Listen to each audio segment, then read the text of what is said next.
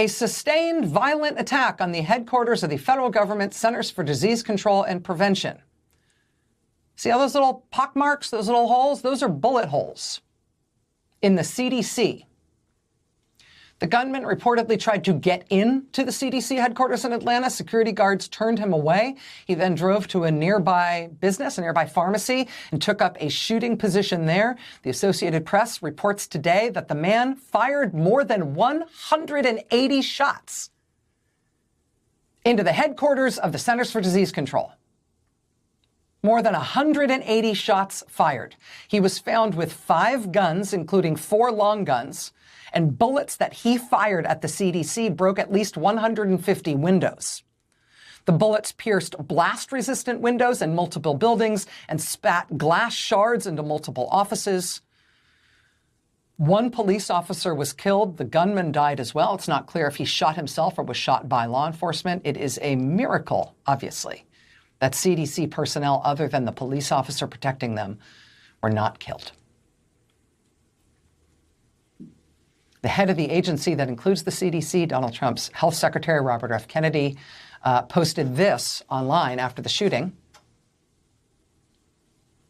Then he posted this one as well. This is what he was posting the day after the shooting at the CDC, when a gunman fired more than 180 bullets into the headquarters of the Centers for Disease Control. This was the reaction of the man in charge of that agency. This was his response. It wasn't until later and after he'd finished posting his fishing pictures that he got around to expressing condolences for the, shooting or whatever. This major attack on a federal government facility, again, 180 shots fired into the CDC. This major attack on a federal government facility has so far garnered no response whatsoever from President Donald Trump, let alone an armed response into Atlanta, where the CDC headquarters is.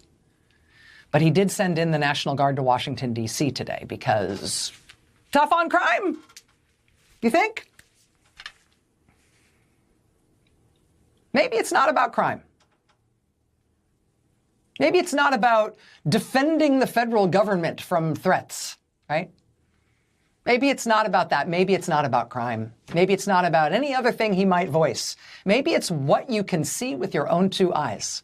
Maybe it's that he really enjoys using U.S. military force against American civilians on American soil and wants any excuse to do it anywhere he can. Watch what they do, not what they say.